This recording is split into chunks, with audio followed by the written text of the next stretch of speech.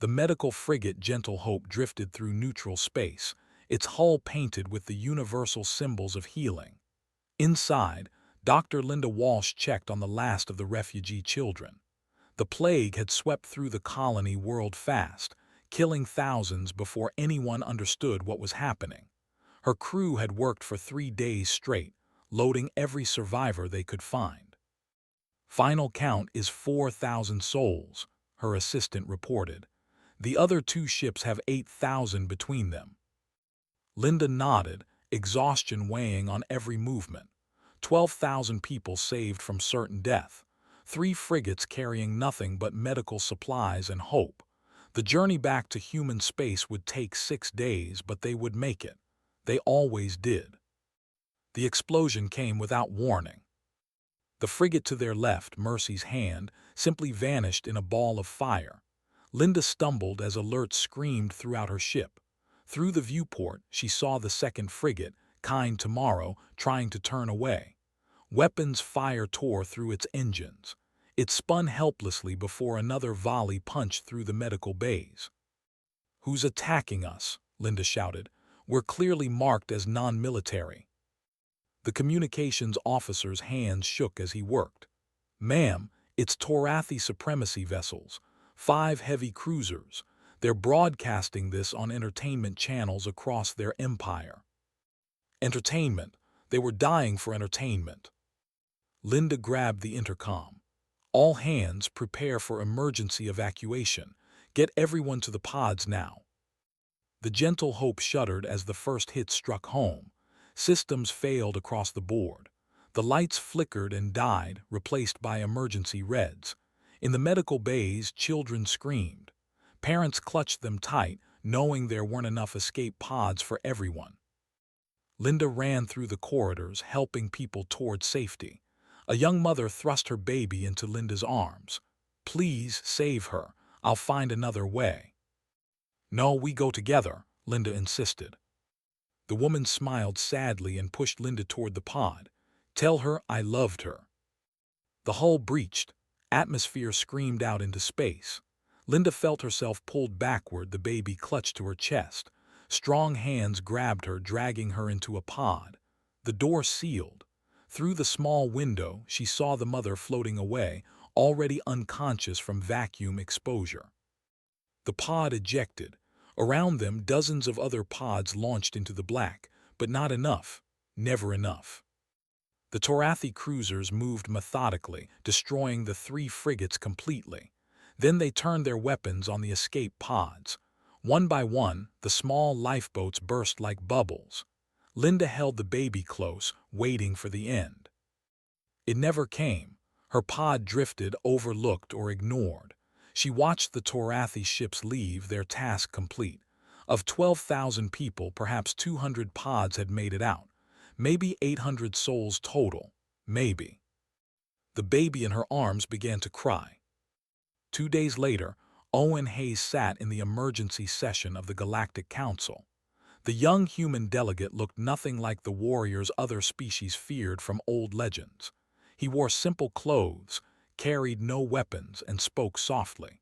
But his eyes held something the Council had never seen in a human before. Rage, carefully controlled and precisely directed. The Torathi ambassador stood at the speaker's podium, his multiple limbs gesturing dismissively. "The Torathi supremacy regrets the unfortunate incident in neutral space. However, our vessels mistook the human medical ships for military transports. The similarities in design are significant." "Lies," Owen said quietly. The council chamber fell silent. Humans never interrupted proceedings. They always followed protocol. Owen stood, holding up a data tablet. "Your ships broadcast the attack on entertainment networks. Your commanders described it as hunting soft targets. There was no mistake. You murdered 12,000 civilians, including 4,000 children, for sport." The Torathi ambassador laughed, a sound like grinding metal. "The human makes dramatic claims. Where is your proof?" Owen activated the tablet. The council chambers filled with the broadcast from Torathi networks. They watched the frigates explode. They heard the Torathi crews celebrating each kill. They saw escape pods hunted down one by one. Several council members looked away. Others stared in horror. The Quelari representative began to weep openly. "We demand immediate reparations," the Torathi ambassador said, as if he hadn't just been exposed. "Human medical ships violated our claimed territory." "Neutral space belongs to no one," Owen replied. "As defined by council law you helped write." The council head, an elderly Veshkari, raised his hand for silence. "The council will review this matter. Surely compensation can be arranged." "We don't want compensation," Owen said. "Then what do you want?" the Veshkari asked. Owen looked directly at the Torathi ambassador. "We want justice. We want accountability. We want you to stand before this council and admit what you did." The Torathi ambassador's laugh echoed through the chamber. "Or what? Will the peaceful humans make threats?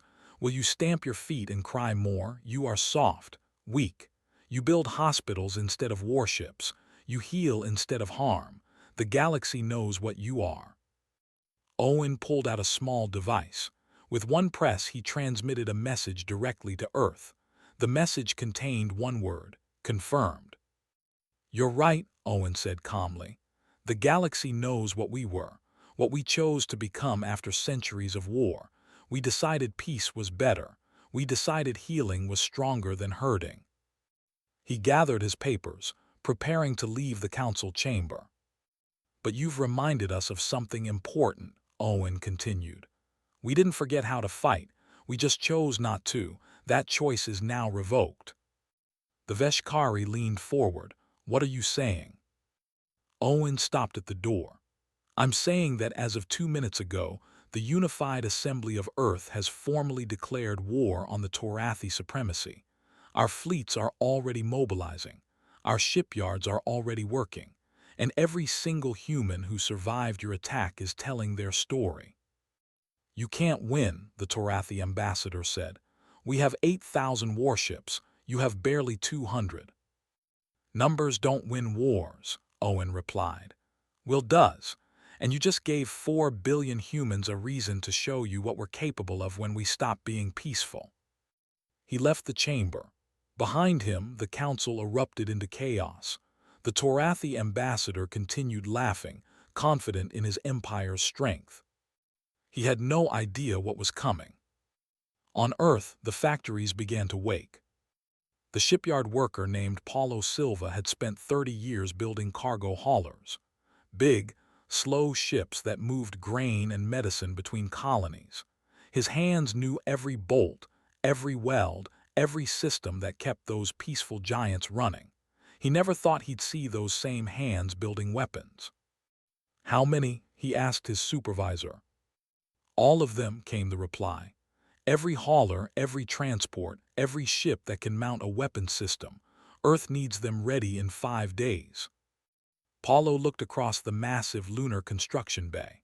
Hundreds of workers swarmed over vessels, tearing out cargo holds and installing missile tubes. The ship he'd spent 2 months building as a grain hauler was being transformed into something deadly. "5 days is impossible," Paulo said.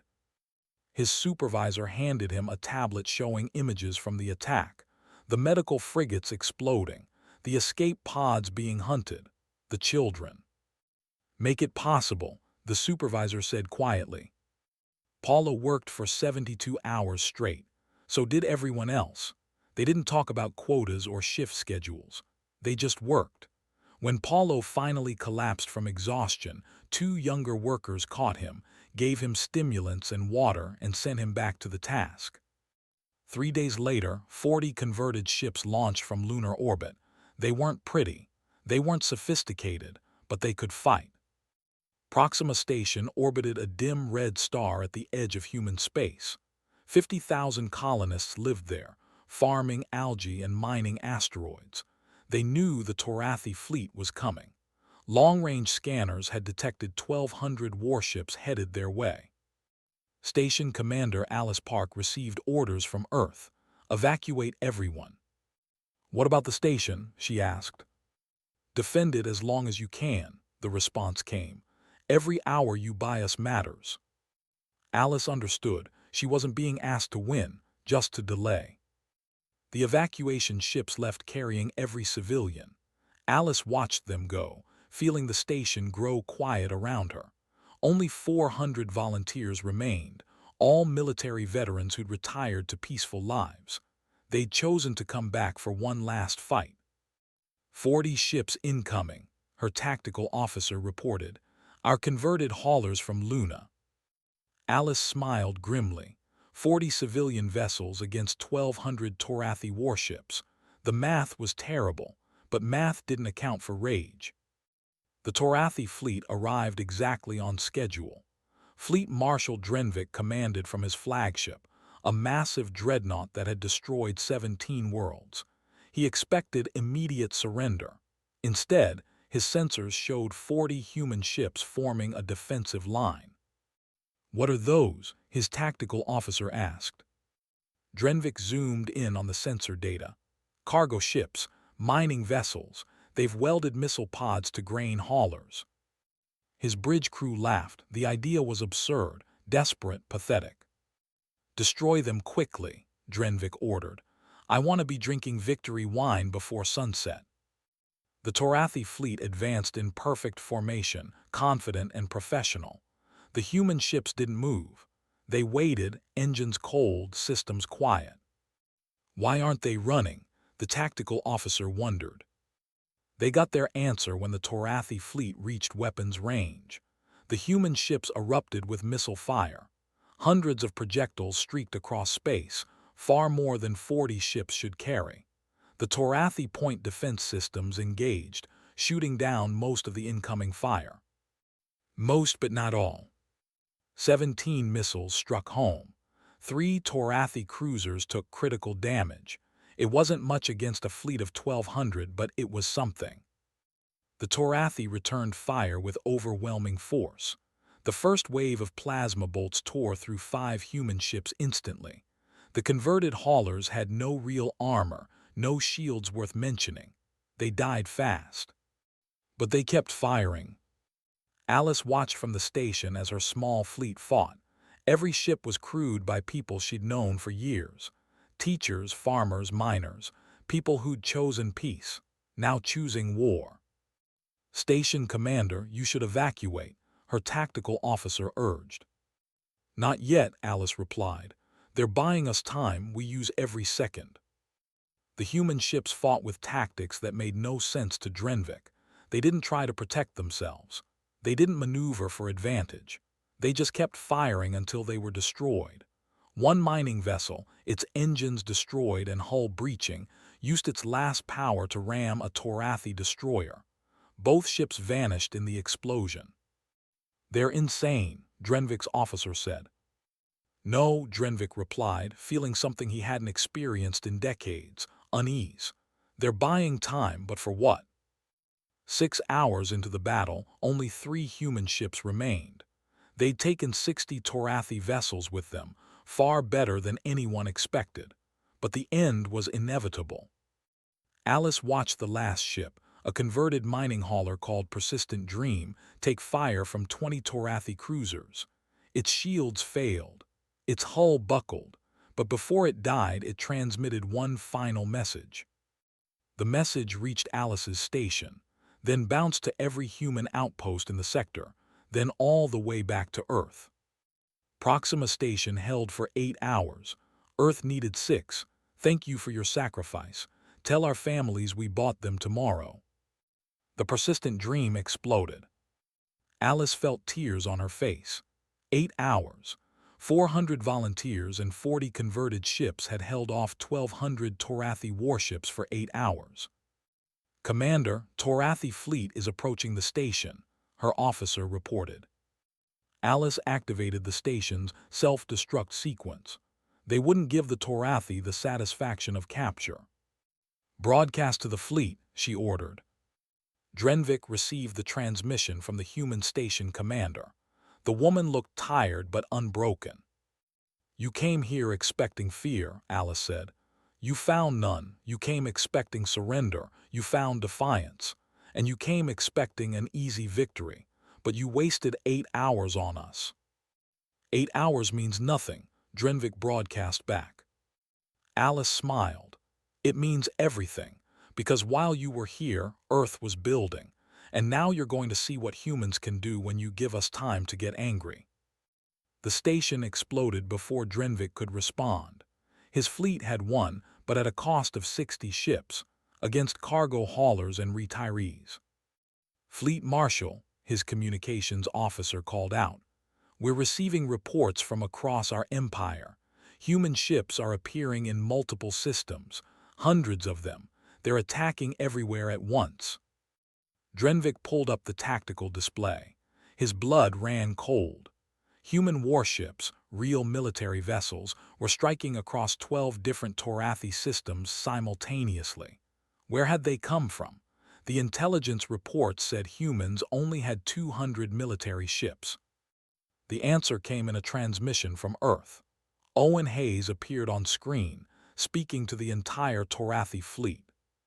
"You laughed when we declared war. You mocked our peaceful nature. You thought 8 hours meant nothing." Owen's voice was calm, almost gentle. "But in those 8 hours, our shipyards launched 2,000 warships, every one built in the 3 weeks since you murdered our medical personnel." Drenvik felt something he'd never experienced before: fear. "The people at Proxima Station weren't warriors," Owen continued. "They were farmers and teachers who chose to fight. Now imagine what happens when our actual military comes for you." The transmission ended.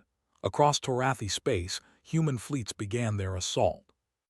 The galaxy had awakened something it didn't understand, and now it would pay the price.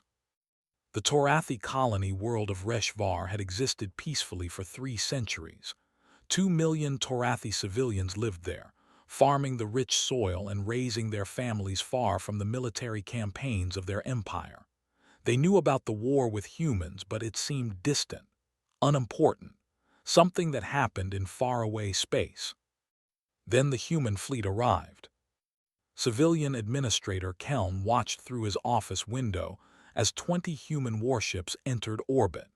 His hands trembled as he activated the emergency broadcast system. "This is Administrator Keln to all citizens. Human military forces are in orbit. Seek shelter immediately. Do not attempt to resist." He expected bombardment. The Torathi military doctrine was clear: orbital strikes first, ground forces later. Destroy infrastructure, break resistance, claim victory. Surely the humans would do the same. But the human ships didn't fire.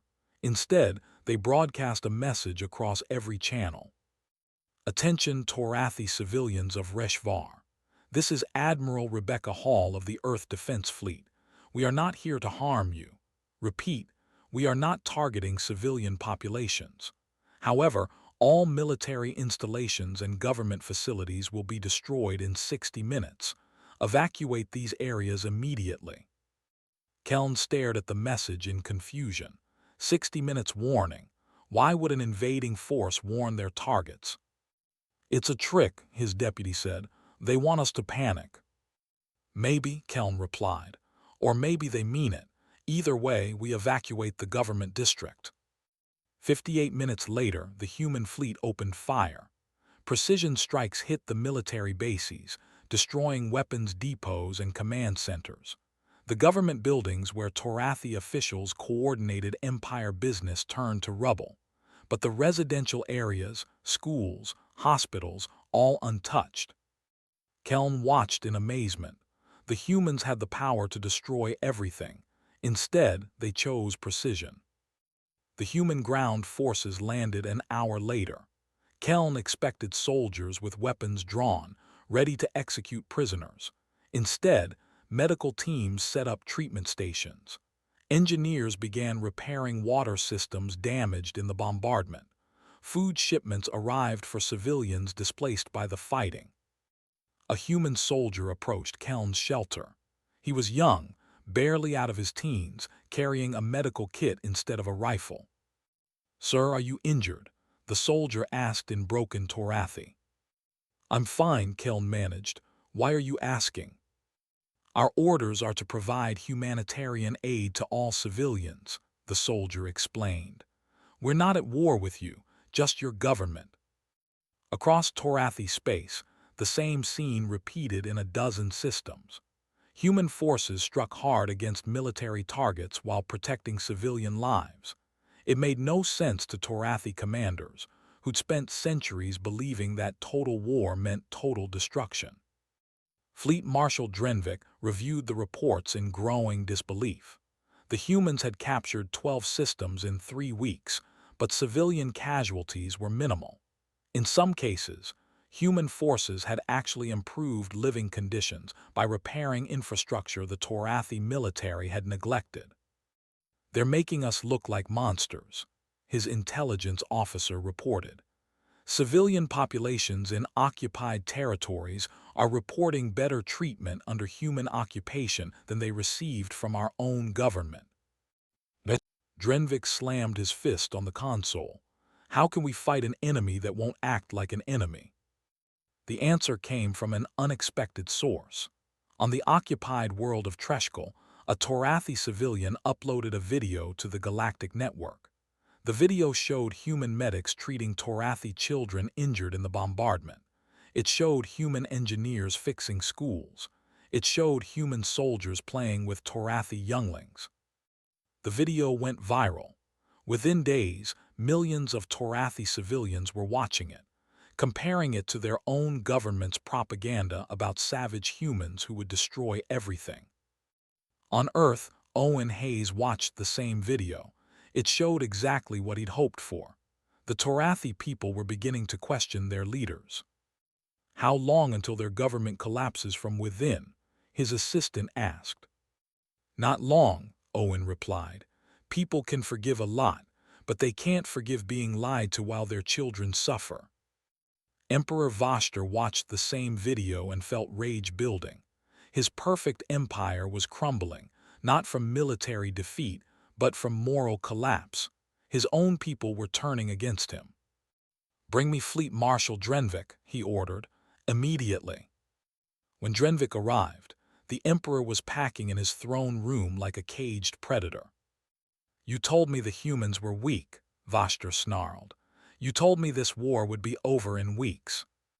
The humans fight unlike any enemy we've encountered, Drenvik tried to explain. They strike military targets with precision while protecting civilians. Our propaganda can't compete with their actions. Then change our actions, the emperor demanded. If they protect civilians, we target civilians. Show our people what happens to those who sympathize with the enemy. Drenvik felt ice in his veins. My emperor, that would violate every principle of warfare. The Galactic Council would. The Council is irrelevant, Voshter screamed. I want total war, burn their colonies, kill their civilians, make them afraid. That's not who we are, Drenvik said quietly. The emperor stepped close, his voice dropping to a dangerous whisper. That's exactly who we are, or have you forgotten? Our empire was built on conquest, on strength, on making others fear us.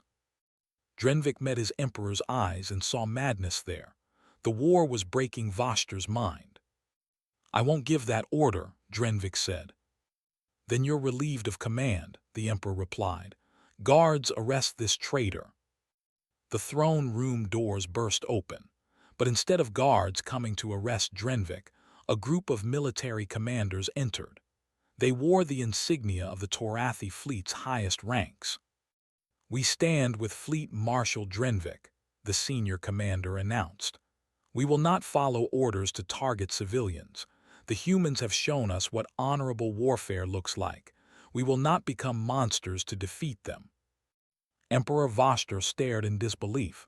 This is treason. This is sanity, Drenvik replied. The war is over, my emperor. Not because we lost militarily, but because we lost morally. The humans showed the galaxy who we really are, and our own people can't accept it anymore. The emperor reached for a weapon, but the commanders were faster. They restrained him gently but firmly. What happens now? One commander asked Drenvik. Now we contact the humans, Drenvik said. and we ask for something the Torathi Empire has never asked for before: peace talks. Owen Hayes received the transmission within hours. Drenvik's face appeared on screen, showing exhaustion and resignation. Ambassador Hayes, I am Fleet Marshal Drenvik of the Torathi military. Emperor Voshter has been removed from power due to mental instability. A provisional government is being formed. We wish to discuss terms of surrender. Owen studied the Torathi commander carefully. Surrender. Yes, Drenvik replied. We cannot win this war. More importantly, we should not win this war. Your forces have shown restraint and honor we could never match. Our own people see this. Our empire is fracturing because of it. What about Emperor Voshter? Owen asked. Under arrest, Drenvik said, awaiting trial for war crimes. The medical frigate attack was his personal order. Many of us didn't know until after it happened. Owen thought about the 12,000 dead, about Dr. Linda Walsh, who'd survived in an escape pod and now helped counsel other survivors, about the baby she'd saved, who would grow up never knowing her mother. I'll forward your request to my government, Owen said. But understand this, peace will require accountability. Everyone involved in targeting civilians will face justice. I understand, Drenvik replied, and I accept those terms. The transmission ended. Owen sat in silence, processing everything. 4 months ago, they declared war. Now the enemy was begging for peace. But the galaxy was still watching, and what happened next would define humanity's place in it for generations. The escape pod had drifted for 6 days before rescue came. Dr. Linda Walsh had kept the baby alive by sharing her own water ration and body heat. When the Earth Defense Fleet finally found them, Linda couldn't even speak. She just held out the child and collapsed. Now, 3 months later, she stood in the memorial garden on Earth, looking at 12,000 names carved into black stone. Each name represented someone who'd been on those medical frigates: colleagues, friends, people who dedicated their lives to healing. The baby she'd saved, now named Hope by the adoption agency, played nearby with other war orphans. Linda visited them every day. It helped a little. Dr. Walsh, a voice interrupted her thoughts. Linda turned to see Owen Hayes approaching.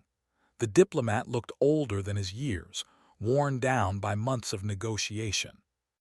Ambassador, she acknowledged, I heard the Torathi want peace. They do, Owen confirmed. Fleet Marshal Drenvik has agreed to full accountability, war crimes trials, reparations, everything we asked for. Linda studied the names on the wall, and Emperor Voshter. In custody, he'll face a galactic tribunal. Owen paused. The trial starts next week. We need witnesses, people who survived the attack. Would you be willing to testify? Linda touched one name on the wall. Sarah Kim, her closest friend. Sarah had been on the Mercy's hand when it exploded. They'd been planning to open a clinic together after the refugee mission. I'll testify, Linda said quietly. They need to hear what was lost. The trial took place on a neutral station, broadcast to every world in the galaxy. The tribunal consisted of judges from 7 different species, all chosen for their reputation of fairness. Emperor Voshter sat in a containment field, surrounded by guards. He looked smaller than Linda expected, just an old being who'd convinced himself that cruelty was strength. The prosecution presented evidence first. Video of the attack, broadcast on Torathi entertainment networks. Communications between Voshter and his commanders, proving he'd personally ordered the strike. Testimony from Torathi citizens who'd questioned the war and been executed for it.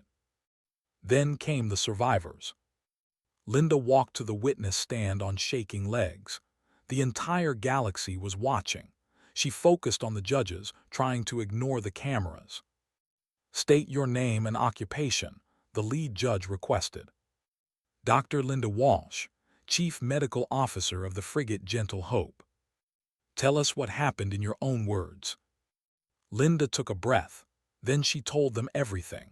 The refugees they'd saved, the children who'd survived the plague only to die in space, the mother who'd given up her spot in the escape pod, the baby named Hope who would never know her real mother's face. She didn't cry while testifying. The tears had all been spent weeks ago. She just spoke the truth, clear and unwavering. When she finished, Emperor Vostr laughed. The sound echoed through the silent courtroom. Judges stared in shock. Even the guards looked uncomfortable. "You speak of loss as if it matters," Vostr said. "War requires sacrifice. The weak die so the strong can thrive. This is natural law." The lead judge banged his gavel. "You are not permitted to speak unless asked a direct question." "Why not?" Vostr challenged. "You want truth. Here is truth. I am not sorry. Those medical ships were legitimate targets. If I could go back, I would give the same order. Strength must triumph over weakness." The courtroom erupted in chaos. Spectators shouted. Security moved to restore order. Linda just stared at the former emperor, seeing the absolute emptiness where compassion should exist. Owen Hayes stood to address the tribunal. "The prosecution rests. The evidence speaks for itself. This being ordered the murder of 12,000 civilians and feels no remorse. Justice demands accountability." The defense attorney, a Torathi appointed by the provisional government, stood slowly. He looked uncomfortable with his assignment. "The defense calls no witnesses," he said simply. "We cannot defend the indefensible. We can only ask the tribunal to consider that Emperor Vostr's actions do not represent all Torathi. Many of us oppose what was done. Many of us seek to build a better future." The trial lasted 3 days. The verdict came quickly. "Emperor Vostr, you are found guilty of war crimes against sapient beings. The tribunal sentences you to life imprisonment without possibility of release. You will spend your remaining years in confinement, reflecting on the lives you destroyed." Vostr laughed again. "Life imprisonment, why not execution? Are you too weak to kill me?" Admiral Rebecca Hall stood from her seat in the gallery. She'd been given permission to address the court for this exact moment. "We could execute you," Rebecca said calmly. "It would be easy, perhaps even satisfying, but that would make us like you. We choose something harder. We choose to let you live with what you've done. Every day you'll wake up knowing you failed, knowing your empire rejected you, knowing history will remember you as a monster." She stepped closer to the containment field. "Death is an escape," Rebecca continued. "Life is the real punishment. You'll have decades to think about the children you killed, the families you destroyed, and you'll do it knowing that humanity chose mercy when we could have chosen vengeance." "Mercy is weakness," Vostr spat. "No," Rebecca replied. "Mercy is what separates civilization from barbarism, and that's something you'll never understand." The guards led Vostr away. He went still laughing, convinced of his righteousness even in defeat. Fleet Marshal Drenvik approached Rebecca after the verdict. The Torathi commander looked exhausted, his multiple limbs hanging with fatigue. "Thank you," he said quietly, "for not executing him. Some of my people wanted death. They thought it would bring closure." "Death brings nothing," Rebecca replied. "Justice brings closure, accountability, truth. That's what your people need now." Drenvik nodded slowly. "The provisional government wants to begin formal peace negotiations. We're prepared to make significant concessions, reparations to the victims' families, dismantling of our military aggression doctrines, educational reforms to teach future generations about the war's true cost." "And what about you?" Rebecca asked. "What will you do after peace comes?" "Retire," Drenvik said. "I've spent 40 years in military service, most of it wrong. I need to spend my remaining years trying to make amends." "How?" "I'm establishing a foundation," Drenvik explained, "using my personal wealth to support war orphans, both Torathi and human, children like the one Dr. Walsh saved. They deserve better than the world we created through violence." Rebecca studied the Torathi commander. She'd fought against him for months, destroyed his fleets, occupied his worlds. Now here he stood, trying to build something good from the ashes. War is easy, Rebecca said. Peace is hard. Building trust after betrayal, that's the real challenge. I know, Drenvik replied. But watching your forces treat my people with dignity when you could have destroyed them taught me something. If humans can show mercy to their enemies, surely we can learn to do the same. The peace negotiations began the following week. Owen Hayes led the human delegation. Drenvik led the Torathi reformists. The talks were difficult, painful, full of hard truths. But they kept talking. Dr. Linda Walsh returned to her work, opening the clinic she'd planned with Sarah Kim. She named it after her lost friend. The first patient was a Torathi child injured during the war. Linda treated her with the same care she'd shown the human refugees. Because that's what healers did. They healed, regardless of species or past crimes. Baby Hope grew up in the memorial garden, playing among the names of the lost. When she was old enough, Linda would tell her the truth, about the mother who'd sacrificed everything, about the war that had taken so much, about the peace that had been built from ashes. But for now, the child just played, laughing in the sunshine. And that laughter was the real victory. The Torathi refugee camp on the border world of Keshet held 15,000 displaced civilians. They'd fled the fighting, leaving everything behind. Now they lived in temporary shelters, uncertain of their future. Most expected human forces to treat them poorly. After all, their empire had started the war. Instead, human aid workers arrived with food, medicine, and building materials. A young Torathi mother named Selva watched in confusion as human engineers constructed permanent housing. Her daughter, barely 3 years old, clung to her side, frightened of the strange bipedal aliens. "Why are they helping us?" Selva asked the camp administrator. "I don't know," the administrator admitted. "But they've been working for 2 weeks straight. No demands, no conditions, just building." A human engineer approached, carrying a tablet with translation software. Her name tag read Patricia Wung. "Excuse me," Patricia said in halting Torathi. "We're planning the school building. How many children need classrooms?" Selva blinked in surprise. "School? You're building a school?" "Of course," Patricia replied, as if it was obvious. "The children have missed months of education already. We need to get them learning again." "But why would you care about Torathi children?" Selva asked. "We're your enemies." Patricia knelt down to the little girl's level. "Hey there, sweetie, what's your name?" The child hid behind her mother's legs. "This is Kira," Selva said softly. Patricia smiled gently. "Hi, Kira, you know what? I have a daughter about your age back on Earth. Her name is Lily, and I'm building this school thinking about her, because every child deserves to learn and grow no matter where they're from." She stood and looked at Selva directly. "You asked why we care. It's simple. Your government made choices. You didn't. Kira didn't. Punishing innocent people for their leaders' crimes isn't justice. It's just more cruelty." Selva felt tears on her face. For the first time in months, she felt something other than fear. On Earth, the protests started small. A few hundred people gathered outside the Unified Assembly Building, carrying signs demanding an end to aid programs for Torathi refugees. "Why are we helping them?" one protester shouted. "They killed our people." The crowd grew daily. Within a week, 10,000 people marched through the streets. The media covered it extensively, showing angry citizens demanding that resources be spent on human needs instead of enemy civilians. Owen Hayes watched the protests from his office window. His assistant stood beside him, worried.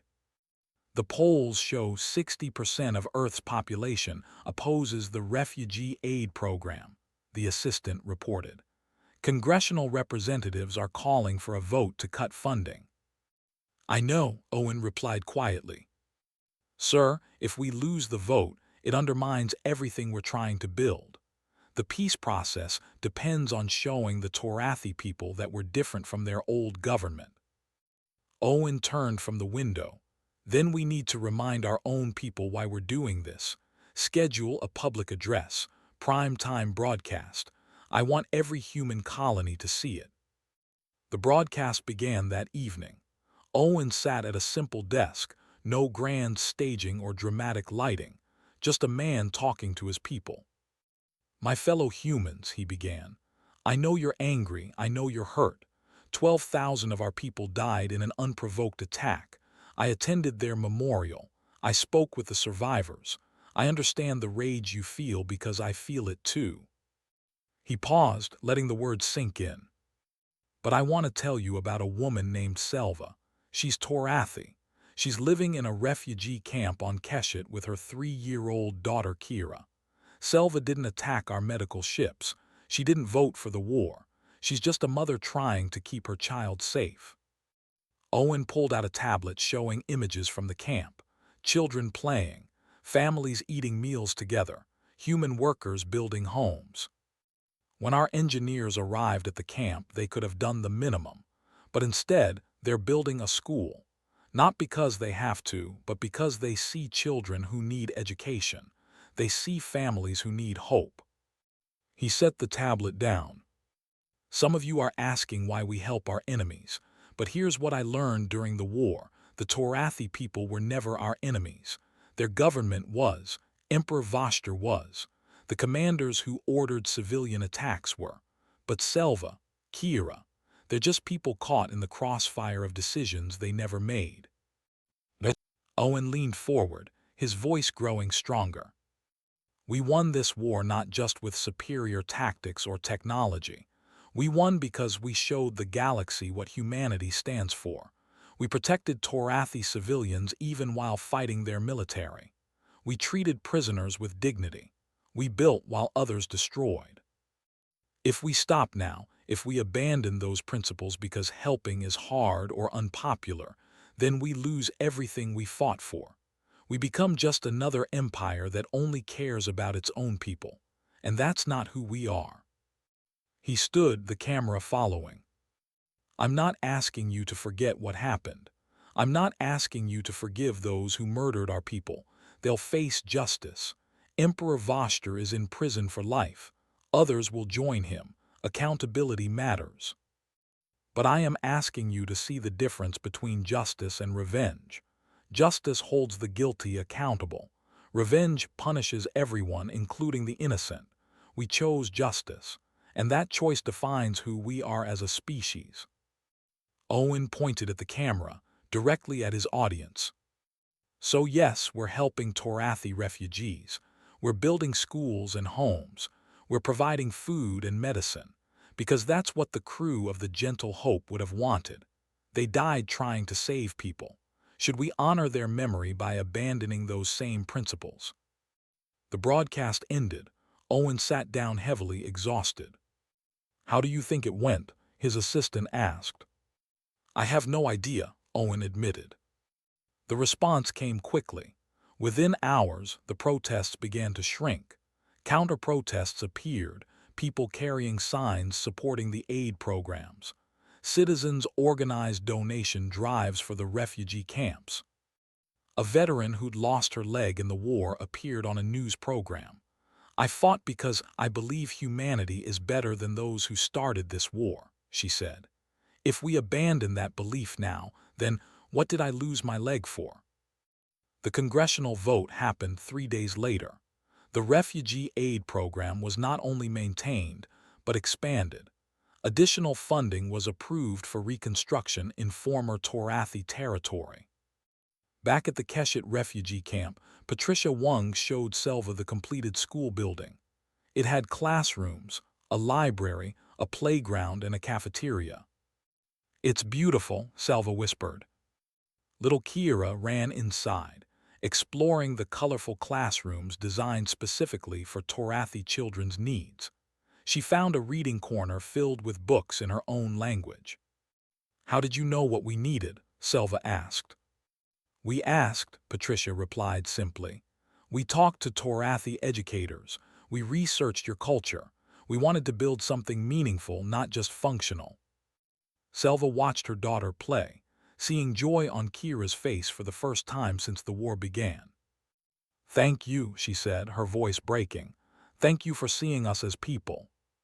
Patricia put a hand on Selva's shoulder. That's what humanity does. We see people, not enemies, not statistics, people. Across the galaxy, other species watched and learned. The Quelari upgraded their own refugee programs. The Veshkari began incorporating human diplomatic principles into their conflict resolution protocols. Even the warlike Dranth reconsidered their approach to conquered populations. The war had changed humanity, but more importantly, it had changed the galaxy's understanding of what strength really meant. Fleet Marshal Drenvik visited the Keshet camp during his tour of reconstruction sites. He watched Torathi children playing in the school built by human hands and felt shame. We could have done this, he told Patricia. We had the resources, the knowledge, we just never cared enough. Then care now, Patricia replied. Help us build more, teach your people what you learned. Drenvik nodded slowly. I will, it's the least I can do. Healing had begun. 10 years had passed since the war ended. The memorial garden on Earth had grown, filled with flowering plants donated by species from across the galaxy. Each flower represented a commitment to peace. Dr. Linda Walsh walked through the garden with Hope, now 13 years old. The girl had grown tall and curious, asking endless questions about everything. Tell me about my mother again, Hope requested. Linda had told this story hundreds of times, but it never got easier. Her name was Christina Park. She was a botanist, traveling on the medical frigate to study plants that could help cure the plague. When the attack came, she made sure you survived. Hope touched the memorial wall, finding Christina's name among the thousands. Do you think she'd be proud of who I'm becoming? I know she would be, Linda replied. You're studying medicine, following in her footsteps, and mine. Hope smiled. I want to work with the Torathi Human Medical Exchange Program, help build clinics in the border regions. Linda felt her heart swell with pride. The child she'd saved from death now wanted to dedicate her life to healing the wounds of war. On the former Torathi capital world, now renamed Unity Prime by mutual agreement, Fleet Marshal Drenvik stood before a classroom of mixed students. Half human, half Torathi, all learning together. Can anyone tell me why the war happened? Drenvik asked. A young human boy raised his hand. Because Emperor Voster ordered an attack on medical ships. That's when it started, Drenvik acknowledged. But why did he give that order? A Torathi girl spoke up. Because he believed strength meant cruelty. He thought making others fear us made us powerful. And what did the war teach us? Drenvik pressed. The students answered together, a lesson they'd learned well. Real strength is protecting the weak, not exploiting them. Drenvik nodded, satisfied. He taught this class 3 times a week, alongside his work with the War Orphan Foundation. It was his way of making amends. He'd never erase what he'd done during the war, but he could shape a better future. After class, a young Torathi approached him nervously. Sir, my grandfather served in your fleet. He was killed during the Battle of Treshkul. I wanted you to know I don't blame you. Drenvik felt the familiar weight of guilt. Thank you, but I am still responsible for the choices I made. I know, the student replied. But you're also responsible for the choices you're making now. My teacher is a war criminal trying to build peace. That matters. Owen Hayes, now serving as Earth's ambassador to the Galactic Council, proposed a new resolution. The council chamber was packed with representatives from 60 species. The Hayes Accords, as you've reviewed them, establish clear protections for civilians during conflict, Owen explained. Medical personnel must be protected. Humanitarian corridors must be maintained. War crimes will be prosecuted by an independent tribunal. The Torathi representative stood. The Provisional Government of Unity Prime fully supports this resolution. We learned the cost of ignoring such principles. Let our mistake become the galaxy's lesson. The vote was unanimous. The Hayes Accords became galactic law. After the session, the Quellari ambassador approached Owen. Your species has changed the galaxy. Before the war might made right. Now, restraint is valued over aggression.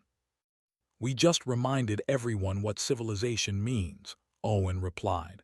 The capacity for violence exists in every species. The choice to control that violence, that's what matters. Admiral Rebecca Hall, retired from active service, worked at the Joint Human-Torathi Military Academy. She taught a course called Ethics in Warfare to officer candidates from both species. Today we're discussing the Battle of Keshet, she told her class. I commanded the human forces that day. Who can tell me what made that battle significant? A Torathi cadet answered. It was the first battle where human and Torathi forces fought together against Emperor Voshter's loyalist fleet. Correct, Rebecca confirmed. 6 months earlier we'd been enemies, then we were allies. What changed? A human cadet spoke up. We realized we were fighting for the same thing: peace, justice, a better future. Rebecca pulled up footage from the battle.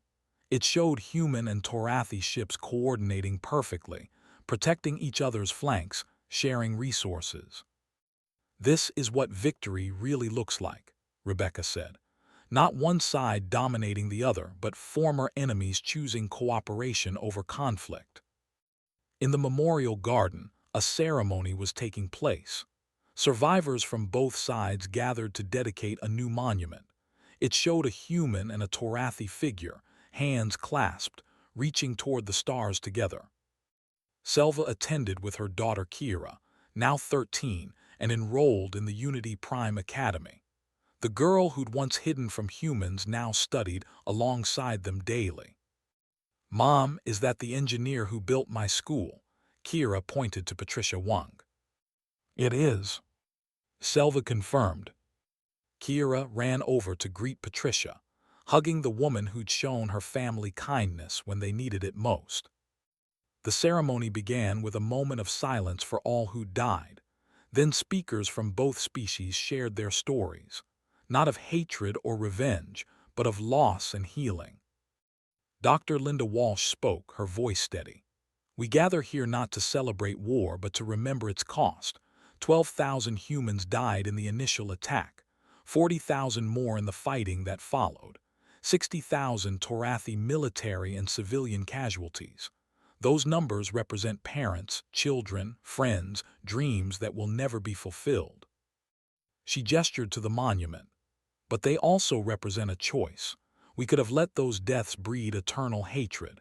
Instead, we chose to build something better. Every school we build together, every clinic we staff with mixed crews, every friendship between former enemies, that's how we honor the fallen. Hope stood beside her, now old enough to understand the full weight of her survival. My mother died so I could live. I won't waste that gift by perpetuating the hatred that killed her. I'll spend my life building bridges. The applause was thunderous. As the ceremony ended, Owen and Drenvik stood together before the monument. The human diplomat and the Torathi military commander, once adversaries, now friends. Do you think it will last? Drenvik asked. This peace we've built. Owen considered the question carefully. Peace isn't something you achieve and keep forever. It's something you choose every single day. As long as we keep choosing it, yes, it will last. Drenvik looked at the mixed crowd, humans and Torathi mingling freely. My people have a saying, the sword that draws first blood drinks deepest. We started this war. We should have been destroyed for it. But you weren't, Owen replied. Because destruction doesn't build anything. We chose reconstruction, reconciliation, and look what we built together. They watched as human and Torathi children played together in the garden, laughing and chasing each other through the flowers. Those children had no memory of the war. They only knew peace. That's the real victory, Owen said softly. Not what we destroyed, but what we built. Not who we killed, but who we saved. Not the war we fought, but the peace we created afterward. Drenvik nodded, a gesture of agreement that transcended species. Future generations will study this war. What do you think they'll learn? I hope they'll learn that strength without mercy is just brutality. That victory without justice is just another form of defeat. And that the hardest battles aren't fought on battlefields, but in the hearts of those who choose peace over revenge. The sun set over the memorial garden, casting long shadows across the monument. The clasped hands of the human and Torathi figures seemed to glow in the fading light, a symbol of hope reaching toward the stars. Somewhere in the galaxy, other species watched and learned. They saw what humanity and the Torathi had built from the ashes of war. They saw former enemies becoming partners, allies, friends. And they began to understand that real strength wasn't measured in weapons or victories. It was measured in the courage to choose peace, the wisdom to offer mercy, and the determination to build something better than what came before. The war was over. The healing continued. And in that healing, the galaxy found hope for a future where conflicts ended not in destruction, but in understanding. The Human-Torathi alliance stood as proof that even the deepest wounds could heal, if both sides chose to let them. That was the legacy of the war. Not the battles fought or lives lost, but the choice to build peace from the ruins of hatred. And that legacy would endure for generations to come.